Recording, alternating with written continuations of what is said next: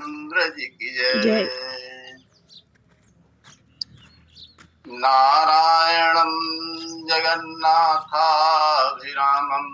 जगत्पतिं कपिपुराणं वागीशं रामं दशरथात्मजम् राजराजं रघुवरं कौसल्यानन्दवर्धनम्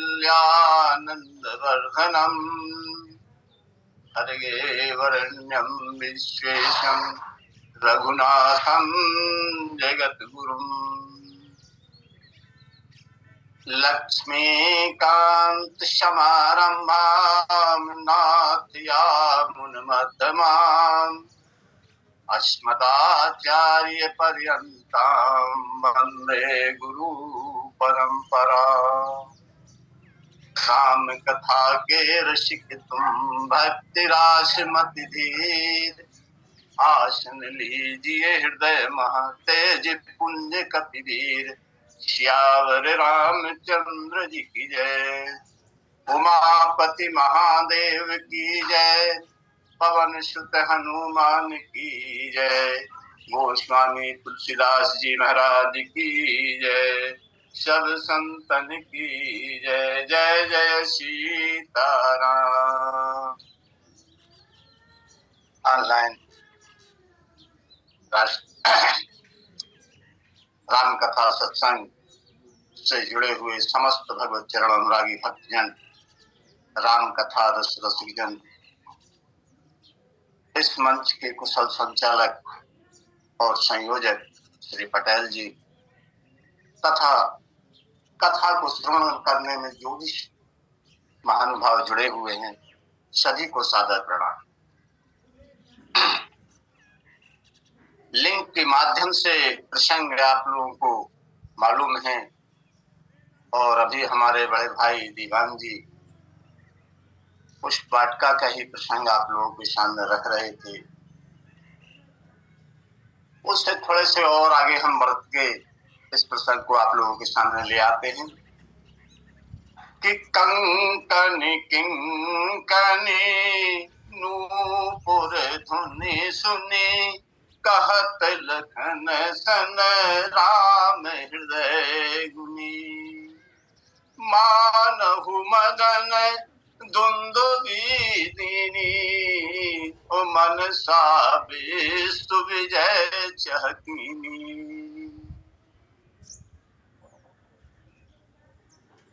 मैया सीता के आभूषणों की आवाज सुन के और राम जी जो हैं वो कवि बन जाते हैं, कविता करने लगते हैं। लक्ष्मण जी से कहने लगे कि ऐसा लगता है लक्ष्मण, ये नूपुरों की ध्वनि, आभूषणों की ध्वनि नहीं है, ये कामदेव की दुमदुमी बज रही है। लगता है कामदेव विश्व विजय की कामना को लेके और नगाड़ा बजाता हुआ चला आ रहा है। भगवान श्री राम गुरुदेव की आज्ञा से और पुष्प वाटिका में पूजन के लिए फूल लेने के लिए आते हैं, पुष्प दल लेने के लिए आते हैं। लेने त्रिशून चले दो भाई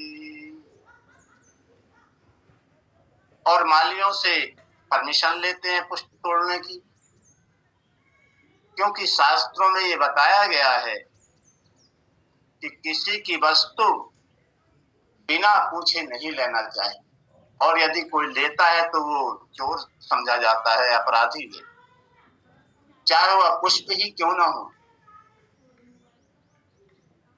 और उसका प्रायश्चित भी करना पड़ता है। इसलिए उस बात के जो मालिक थे उन्हीं से प्रभु आज्ञा लेते हैं और आज्ञा लेने के बाद में चाहूं दिस चेताया पूछ मालिगन ओ लगे लेने दल फूल मुदित मन। मालियों से पूछ के वो प्रसन्न चित्त से और पुष्पों का चयन करने लगते। ये तो राम जी गुरुदेव की आज्ञा से पुष्प वाटिका में पहुंचते हैं उधर माता जी की आज्ञा से और मैया सीता जी पुष्प वाटिका में पूजन के लिए पहुंचती हैं। तेहि अवसर सीता तहाँ आई, ओ गिरजा पूजन जननी पठाई। हमारे समाज में वैदिक परंपरा में ये विधान रहता था कि जब लड़की की शादी होने लगती थी, शादी का समय आता था, तो लड़की पूजा करने के लिए, सुहाग लेने के लिए और गौरी जी के मंदिर में जाया करती। सबसे पहले कन्या जो है शादी के पहले और माता पार्वती जी से और सुहाग लिया करती। उसी परिप्रेक्ष्य में आज माता सुनैना ने और सीता जी के लिए पुष्प वाटिका में भेजा। इसी प्रकार का प्रसंग द्वापर युग में भी कृष्णावतार के समय में माता रुक्मिणी भी और शादी के पहले गौरी पूजन के लिए और गौरी मंदिर जाती हैं और वहीं से भगवान श्री कृष्ण के साथ में वो द्वारका आते। ये विधान हमारी वैदिक परंपरा में रहा है। आजकल ये विधान थोड़ा कम देखने को आता है, थोड़ा धीमा पड़ गया है, कम सुनाई देता है। तो माता सीता पूजन के लिए जाती हैं और पूजा कीन अधिक अनुरागा, निज अनुरूप सुभाग्य वर मांगा। सीता जी पूजा करने अनुराग से भरी हुई और भगवान श्री राम पुष्पदल चयन कर रहे हैं तो वो भी अनुराग से भरे हुए।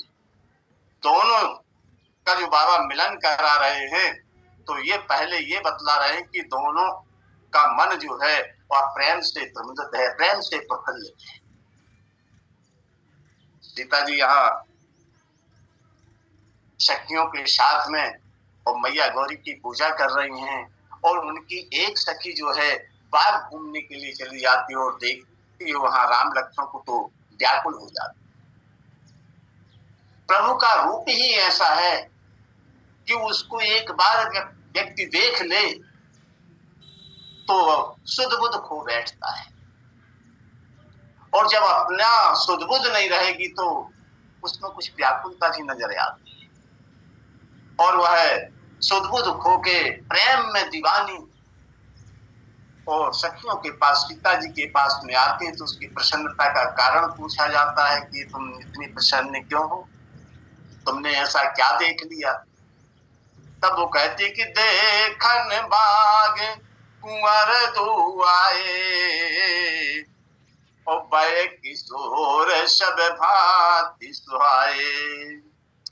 ये वही राजकुमार हैं जो जिन निज रूप मोहनी डारी, कल इन्होंने अपने रूप की मोहनी पूरी जनकपुर में डाल के सबको मोहित कर लिया था और आज जो है यह बाग में फूल तोड़ने के लिए आए। आप लोगों को स्मरण होगा जब भगवान श्री राम अपने भाई के साथ में वो जनकपुर भ्रमण कर रहे थे तो वहां सखियों ने इनके ऊपर फूलों की वर्षा की थी। जहां जहां से दोनों भाई गुजरते थे तो जनकपुर वासी उनके ऊपर फूल बरसाते थे। कारण कुछ इस प्रकार का है, संत लोग भाव देते हैं कि जब नगर देखने के लिए चले तो राम जी ने लक्ष्मण से कहा कि भैया आजू बाजू में तो थोड़ा देख लेना लेकिन ऊपर मत देखना, क्योंकि हमको देखने के लिए ऊपर जो है नवविवाहित वधुएं और कन्याएं जो है झरोकों से हमको देख रही होंगी और उनकी ऊपर की ओर देखोगे तो असभ्यता समझी जाएगी, इसलिए भैया ऊपर मत देखना। अब प्रभु नीचे नजर किए हुए जा रहे हैं और जो महल की अटारियों पे छतों से झरोकों से जो झांक रही थी वो सोचती कम से कम चेहरा तो ऊपर उठाते तो चेहरे के दर्शन हो जाते, लेकिन जब नहीं उठाते तो बोले इनके ऊपर यदि पुष्प बरसाए जाए, फूल गिराए जाए तो शायद ऊपर की ओर देखेंगे।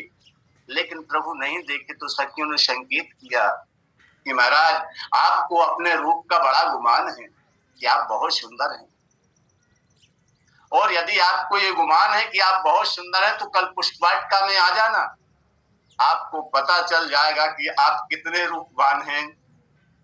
और सखियों के निमंत्रण से, गुरुदेव की आज्ञा से प्रभु आज पुष्प वाटिका में सखी ने बताया कि वही राजकुमार आए हुए हैं। तो सखियों ने फैसला किया कि उनको देखना चाहिए, और उनकी बात सुन के सीता जी के मन में भी अनुराग की उत्पत्ति होती है। सुमर्षि नारद वचन उपजी प्रीत पुनीत। इस पंक्ति से ऐसा महसूस होता है कि सीता जी के जन्म के बाद में, सीता जी के प्राकट्य होने के बाद में देवर्षि नारद जरूर महाराज जनक जी के यहाँ गए होंगे। और जनक जी के यहाँ जब गए होंगे तो जनक जी ने जरूर सीता जी का हाथ दिखाया होगा, गुण दोष पूछे होंगे, जैसे महाराज हिमांचल ने मैया पार्वती के पूछे। तो पुष्प वाटिका तक के लीला, इनके साथ क्या क्या घटना घटेगी, यह देवर्षि नारद जी ने जरूर बताया होगा। और सीता जी को यह भी बताया होगा, पुष्प वाटिका में जिस पुरुष के को सुन के, उसका नाम सुन के या उसको देख के तुम्हारे मन में अनुराग पैदा हो जाए तो समझ लेना कि वही तुम्हारा पति है। और इसका संकेत मैया पार्वती जी आगे देती हैं कि नारद वचन सदा साचा। नारद जी का वचन सदा सत्य है। तो सखियों के अनुरोध से और सीता जी के मन में भी अनुराग उत्पन्न हुआ। नारद जी के वचन स्मरण आ गए तो उन्होंने भी सोचा कि अवश्य देखिए, देखने योग्य है तो देखना चाहिए। और माता जी चलती हूँ राम जी को देखने के लिए। जब देखने के लिए चलते हैं तो उनके हाथ के कंगन हैं और पैरों के नूपुर हैं, बाजे हैं, कमर की करधनी हैं, जिनसे आवाज उत्पन्न होने लगी। बाबा तुलसी लिखते हैं कि कंकन किंकन नूपुर ध्वनि सुनी, ओ कहत लखन सन राम हृदय गुनी। आज पुष्प वाटिका में, और ये अनुराग की ध्वनि है, ये माता जी के आभूषणों की नहीं, अनुराग की ध्वनि है। और इस ध्वनि को सुन के और श्री राम जी के मुख से कविता निकल आई। 15 वर्ष अयोध्या में रहे लेकिन कभी राम जी ने कविता नहीं की, लेकिन जनकपुर में आए तो आज कवि बन गए। और इसका कारण भी यह है कि ब्रह्म भक्ति के बिना ब्रह्म में अनुराग पैदा नहीं होता। वह तो निर्विकार है, वैरागी भाव से रहता है। वैराग्य भाव से हम सबके हृदय में विराजमान है। अस प्रभु हृदय अचत अभिकारी, सकल जीव जगदीन दुखारी। वह तो विरागी भाव से रहता है, लेकिन जब भक्ति देवी का सानिध्य आता है, उसका सामीप्य जब आता है, तब उस निर्विकार ब्रह्म में अनुराग उत्पन्न हो जाता है। आज सीता जी के आभूषणों की ध्वनि सुन के अनुराग की ध्वनि है। इस अनुराग की ध्वनि सुन के और वह वैरागी ब्रह्म जो है अनुरागी बन जाता है, और अनुरागी बन के कविता करने लगा कि मानहु मदन दुंदुभी दीनी। हे भाई, ऐसा लगता है ये आभूषणों की ध्वनि नहीं है, ये तो कामदेव की दुमदुमी बज रही है। और लगता है विश्व विजय की कामना को लेके और कामदेव नगाड़ा बजाता हुआ आ रहा है। और जब किसी को कविता करनी हो तो श्रोता की आवश्यकता होती है।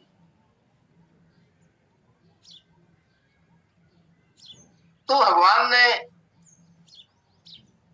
श्रोता के रूप में लक्ष्मण को अपना श्रोता बनाया कि तुम ही मेरे श्रोता, और भाई को ही कथा सुनाने लगे। आज भक्ति देवी की नूपुरों की आवाज सुन के और प्रभु कवि बन जाते हैं, और अपने छोटे भाई लक्ष्मण को जो है श्रोता बना के और पूरी कविता सुनाते हैं। लेकिन लक्ष्मण जी चुप हैं, मौन है, वो कुछ बोलते नहीं। लक्ष्मण जी की विशेषता ये है कि प्रभु को जैसी जब आवश्यकता होती है, लक्ष्मण जी उसी भूमिका को अपना लेते हैं। यदि प्रभु को मंत्री की आवश्यकता है तो लक्ष्मण जी मंत्री बन जाते हैं, पुत्र की आवश्यकता है तो पुत्र बन जाते हैं, और मित्र की आवश्यकता होने पर मित्र बन जाते हैं, तथा सेवक की आवश्यकता होने पर सेवक बन जाते हैं। और आज श्रोता की आवश्यकता पड़ी तो श्रोता जी बन गए। और ऐसे अद्भुत श्रोता है कि सुनते तो सब कुछ हैं, सब कुछ सुनते हैं, लेकिन बोलते कुछ भी नहीं, कहते कुछ भी नहीं है।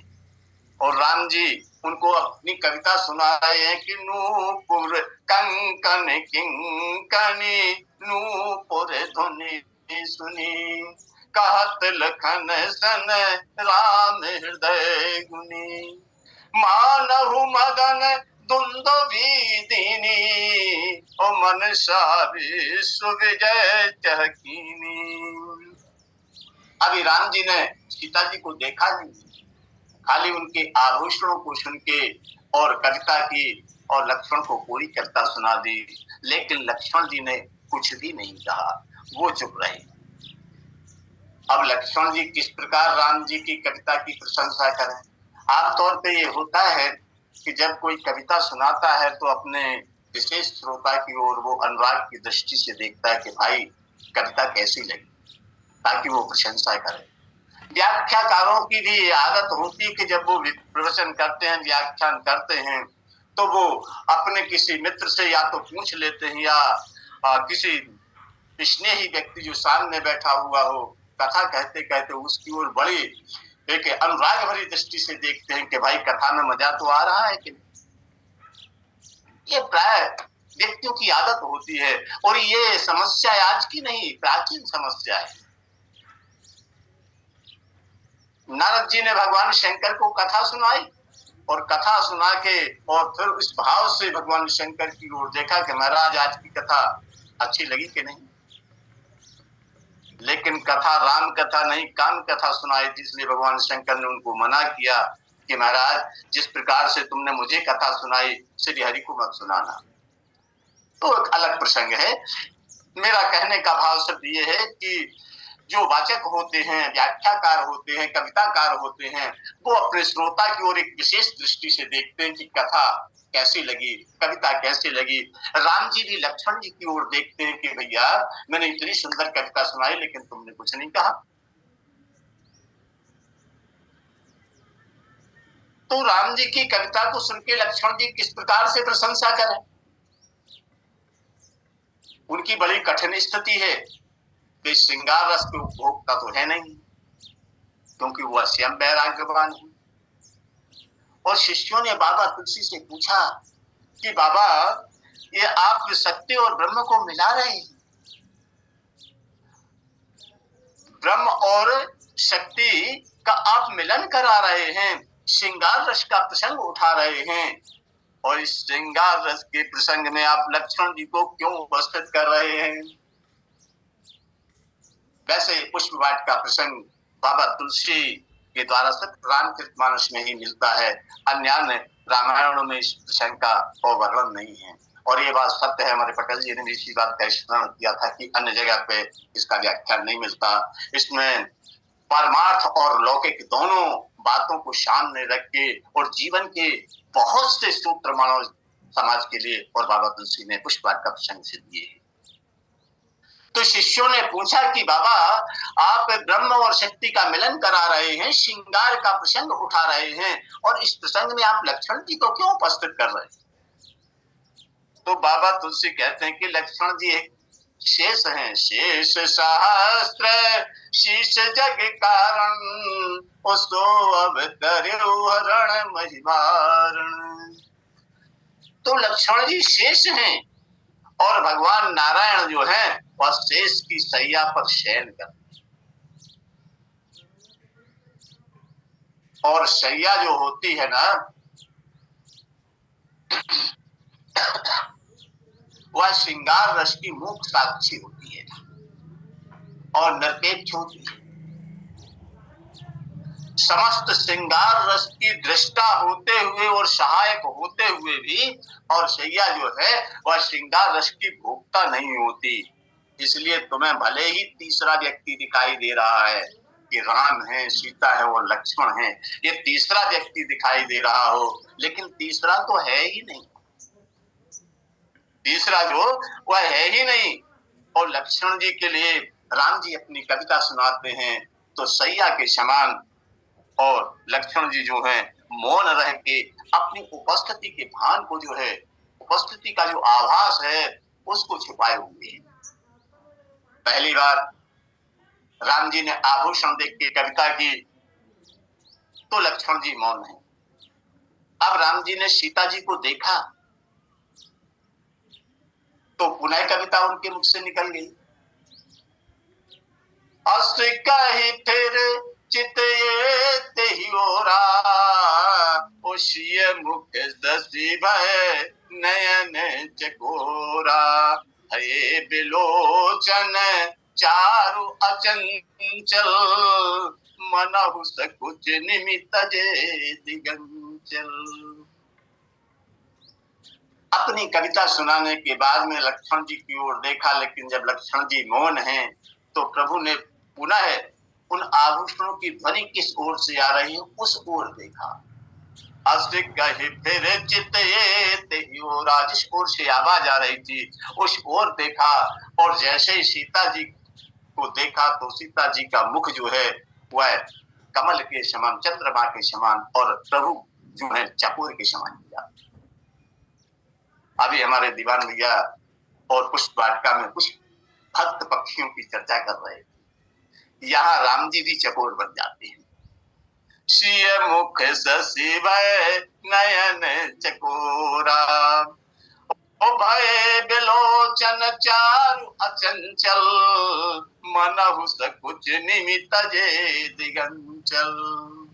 जैसे ही राम जी की और सीता जी के नेत्र आपस में मिले तो बाबा तुलसी जो हैं यहाँ साहित्यिक भाषा, साहित्य का भी उदाहरण यानी पुरातन कथा का भी उल्लेख करना नहीं बोलते। मनहु निमि, मनहु सकुच निमि तजे दिगंचल। निमि जो है महाराज जनक के पूर्वज हैं। आप सभी लोग इनकी कथा से परिचित होंगे। महाराज निमि ने एक बार यज्ञ करने का विचार किया। ये जो महाराज निमि हैं इनसे 21वीं पीढ़ी के बाद ये महाराज शीरद देंगे, जो जनक जी यानी जानकी जी के पिताजी के नाम से जाने गए। इनकी यानी 20 पीढ़ी पहले और महाराज निमि हुए थे। उन्होंने एक यज्ञ करने का विधान रचा और महर्षि वशिष्ठ जी के लिए, उस समय वशिष्ठ जी इन दोनों वंशों के कुल पुरोहित थे। वशिष्ठ जी को बुलाया, उनको कहा कि महाराज मेरे को यज्ञ करना है। वशिष्ठ जी ने कहा महाराज मैं इंद्र का यज्ञ करवा रहा हूँ और अभी 2 साल लगेंगे उस यज्ञ को पूरा होने में, वहां से लौट के आऊंगा तब आपका यज्ञ करा दूंगा। तो महर्षि निमि बड़े ब्रह्मनिष्ठ ज्ञानी थे। उन्होंने सोचा कल का तो भरोसा नहीं है, किसको मालूम है कल मिले ना मिले, जिंदगानी का कोई भरोसा न कर, काल की चोट पगले झले न झले, इस जवानी पे ज्यादा भरोसा न कर। कल को क्या होगा कौन जानता है। इसलिए महर्षि गौतम को बुला के उनको आचार्य बना के यज्ञ प्रारंभ कर दिया। वशिष्ठ जी इंद्र का यज्ञ पूरा कराने के बाद जब लौट के आए तो देखा यज्ञ प्रारंभ हो रहा है, यज्ञ चालू है। उनको बड़ा क्रोध आया और क्रोध में उन्होंने श्राप दे दिया कि हे राजन, तूने मुझको पुरोहित बनाने का काम किया था, वचन किया था, लेकिन अपने वचनों से तू विमुख हो गया और तुमने दूसरे ऋषियों का आश्रय लेकर यज्ञ प्रारंभ किया, इसलिए मैं तुमको श्राप देता हूं कि तुम देह रहित हो जाओ। महाराज निमि उस समय सो रहे थे कि किसी सेवक ने उनको जाके बताया महाराज वशिष्ठ जी आए और उन्होंने आपको श्राप दे दिया और इस प्रकार का श्राप दिया कि देह रहित हो जाओ। महाराज निमि भी इस बात को सहन नहीं कर सके और उन्होंने कहा कि हे ब्राह्मण तू बड़ा क्रोधी है, बिना पूछे बिना समझे बिना मुझसे मिले और मुझे श्राप दे दिया, इसलिए मैं भी तुमको श्राप देता हूं कि तुम भी देह रहित हो जाओ। दोनों ने एक दूसरे को श्राप दे के देह रहित कर दिया। वशिष्ठ जी तो सूक्ष्म रूप से ब्रह्मा जी के पास गए, उनसे विनय की कि आपने तो कहा था कि हम राम के गुरु बनेंगे, लेकिन ये तो महाराज निमि के श्राप से और मेरे देह समाप्त हो गई है, मैं क्या करूं, मैं कैसे राम जी का गुरु बनूंगा, आपके वचन मिथ्या हो जाएंगे पितामह। तो पितामह ने कहा कि एक घट में मिथ्या वरुण देवता का तेज रखा हुआ, तुम उसी में प्रविष्ट हो जाओ। और समय को पाके उस घट से 2 बालक उत्पन्न हुए, पहले अगस्त और दूसरे वशिष्ठ। यज्ञ समाप्त होने के बाद में और समस्या ये आई कि इसकी यज्ञ की दक्षिणा कौन दी। तो ऋषियों ने जो है महाराज निमि की आत्मा का आवाहन किया और उस मृत शरीर में उसको प्रवेश कराया और कहा कि राजन यदि आप कहें तो हम प्रसन्न हैं, आपको जीवन दान दे सकते हैं। तो महाराज निमि ने कहा, नहीं महाराज, मैं अब जीवन दान नहीं चाहता हूं, मैं मुक्त रहना चाहता हूं। तो ऋषियों ने कहा, तुम हमसे कोई वरदान मांग लो, हम बहुत प्रसन्न हैं, तुम्हारी निष्ठा से हम बहुत प्रसन्न हैं, कोई वरदान मांग लो। तब महाराज निमि ने कहा कि महाराज, यदि आप लोग प्रसन्न हैं तो हम सबकी आंखों में बस, और हमारी जो पल के ऊपर और नीचे होती है ना, ऊपर उठती हैं फिर नीचे गिरती है, फिर ऊपर उठती हैं, ये महाराज निमि के कारण, क्योंकि वह निमि संसार के प्रत्येक प्राणी की आंखों में बैठे हुए। और जब राम जी और सीता जी के नेत्र मिले तो अपने घर की ये छोटी बच्ची प्रेमी को निहार रही है, ये देख के महाराज निमि को खुद संकोच लगा। और बाबा तुलसी लिखते हैं कि माना हो सकोचे निमि तजे दिगंचल। अब राम जी ने देखा सीता जी के लिए, राम जी का चेहरा जो है चकोर बन जाता है, सीता जी का मुख जो है चंद्रमा के समान है, एक टक देखने लगते हैं। और वो पुनः कविता कहने लगी कि तात जनक तन आया सोई, ओ धनुष यज्ञ जहि कारण होई। पूजन गौरी शकील आई, ओ करत प्रकाश तिरय फुलवाई।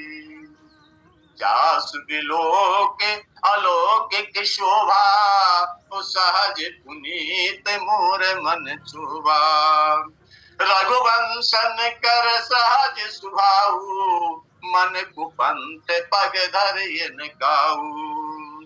मोहि अतिशय प्रतीत मन केरी, ओ जेहि सब निहु पर नारी नहेरी। इस प्रकार से इन मानस की चौपाइयों को संकेत के रूप में आपके सामने रख रहा हूं। इस प्रकार से प्रभु अपनी कविता सुना रहे हैं कि मंगल न है न जिनकी माही, ऐसे वर थोड़े जग माही, जिनके रहे न त्रिपुर पीठी, सपने सो पर नार न डीठी।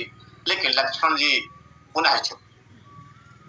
पूरी कविता सुनने के बाद में और उन्होंने किया क्या, संकेत के माध्यम से राम जी का हाथ पकड़ के जब राम जी ने कविता सुनाई तो कविता की प्रशंसा ना करके और लक्ष्मण जी जो है उनको लताओं के कुंज में ले जाते हैं और सोचने लगे कि इस अनुराग की भूमि पर, इस अनुराग की भूमि पर, क्योंकि दोनों ओर से अनुराग है और लक्ष्मण जी ठहरे वैरागी व्यक्ति, तो उन्होंने सोचा कि इस अनुराग की भूमि पर दूल्हे का श्रृंगार आवश्यक है। तो दूल्हे का श्रृंगार हो ही जाना चाहिए। अतः उन्होंने फूलों और कलियों से और राम जी के माथे को सजा दिया, क्योंकि यहाँ पुष्प तोड़ने के लिए आए थे, इसलिए टोपियां भी पहने हुए नहीं थे। और महर्षि विश्वामित्र जी के साथ आने के कारण इनके सिर पर मुकुट भी नहीं था, इसलिए जब ये विश्वामित्र के साथ आए तो पीत चौतनी सी सुहाई, यानी 4 कोनों की पीले रंग की जो टोपी जो है वो लगा के वह विश्वामित्र के साथ आए थे, लेकिन पुष्प चयन में वह भी नहीं थी। इसलिए लक्ष्मण जी ने उनके माथे पर फूलों और कलियों को सजा के वो श्रृंगार किया।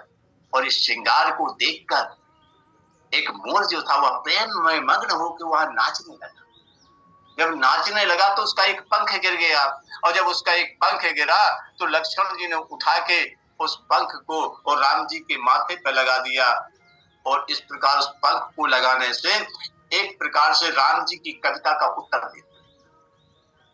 बाबा तुलसी लिखते हैं कि मोर पंख सिर सोहत नीके, गुच्छ बीच बिच कुसुम कली के। प्रभु ने कहा कि लक्ष्मण, मेरा मन अनुराग से भर गया है, मेरे मन में अनुराग उत्पन्न हो रहा है।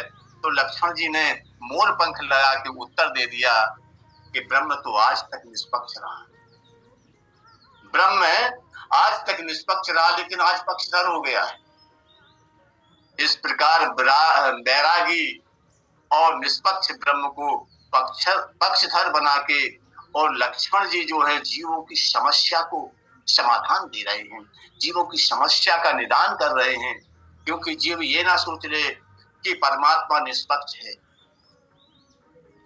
परमात्मा निष्पक्ष तो जरूर है, लेकिन भक्तों के मन की भावना के आधार पर वह पक्षपाती भी हो जाता है। तथापि करहि समय विषम बिहारा, ओ भक्त अभक्त हृदय अनुसारा। तो लक्ष्मण जीव का समाधान कर रहा है कि तुम भक्ति से उसको पुकारो तो वह तुम्हारे पास दौड़ा आएगा, तुम्हारा उद्धार कर देगा, तुमको अपने गले से लगा लेगा और तुम्हारी जो आवागमन की संस्कृति है, पुनरपि जन्म पुनरपि मरणम, इस जिस चक्कर फंसा हुआ है 84 का, उससे तुमको मुक्त कर देगा। मानस में 3 तत्वों के भी निंदा की गई, 3 तत्वों की निंदा की गई है। काम तात 3 अति प्रबल खल, काम क्रोध और लोभ। काम की, क्रोध की और लोभ की जो है निंदा की गई है। परंतु जनकपुर की विशेषता यह है कि यहाँ 3 प्रसंगों में और 3 पात्रों ने इन तीनों दोषों के लिए अपनाया है। 3 प्रसंगों में 3 पात्रों ने इन तीनों गुणों के लिए, काम, क्रोध और लोभ, तीनों को अपनाया है। पुष्प वाटिका के प्रसंग में हम देखते हैं कि राम जी ने काम को स्वीकार किया।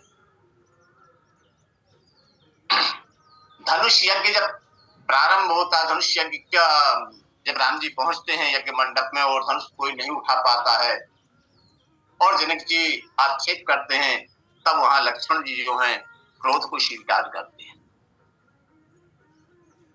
परशुराम प्रसंग में भी उनका क्रोध यत्र तत्र कुछ कुछ दिखाई देता है। तो यज्ञ, धनुष यज्ञ में जो है लक्ष्मण जी क्रोध को स्वीकार करते हैं और पुष्प वाटिका प्रसंग में जो है राम जी काम को स्वीकार करते हैं और विवाह प्रसंग में महाराज दशरथ जी जो है वह लोभ को स्वीकार करते हैं। यह सत्य है कि काम, क्रोध और लोभ को त्याग कर देना चाहिए। परंतु प्रश्न ये उठता है, क्या कोई व्यक्ति या कोई समाज, क्या ये तीनों गुणों से शून्य हो सकती है? क्या काम, क्रोध और लोभ से रहित हो सकती है? तो ऐसा तो संभव ही नहीं, क्योंकि काम शून्य यदि समाज हो जाए तो संसार में फिर संस्कृति फैलने का, बढ़ाने का कार्य समाप्त हो जाएगा। और यदि क्रोध शून्य समाज हो जाए तो अन्याय के विरुद्ध आवाज कौन उठाएगा?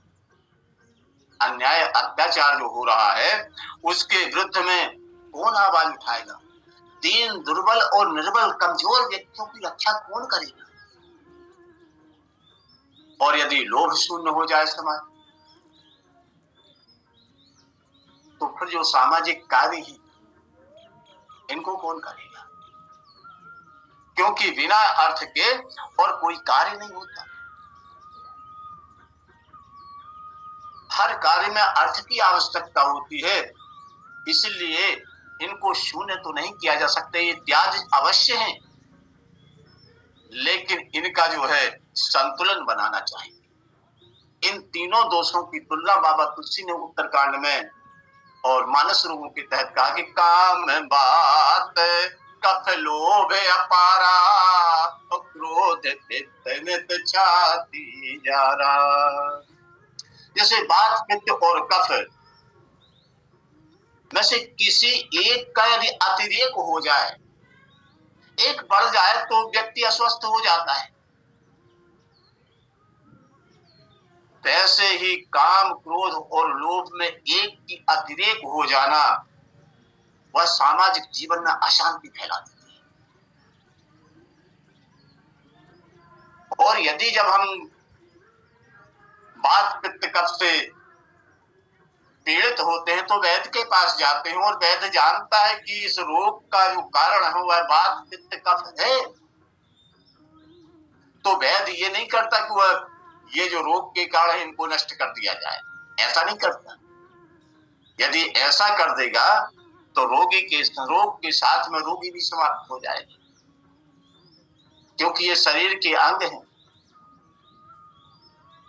कफ यदि व्यक्ति के शरीर में बढ़ जाए तो आवाज निकलना बंद हो जाती है, गला रुक जाता है, और यदि ये नष्ट हो जाए तो व्यक्ति भी नष्ट हो जाए। तो वेद जो है, चतुर्वेद, इनका संतुलन बनाता है। इसी प्रकार से हमारे और समाज के जीवन में काम, क्रोध और लोभ रहे, लेकिन एक समन्वय, सामंजस्य बना के रहे, सामान्य भाव से रहे। समाज के मानसिक संतुलन के लिए काम, क्रोध और लोभ को नष्ट नहीं करना है, अब तो उनका संतुलन बनाना है। और यदि संतुलन ना बने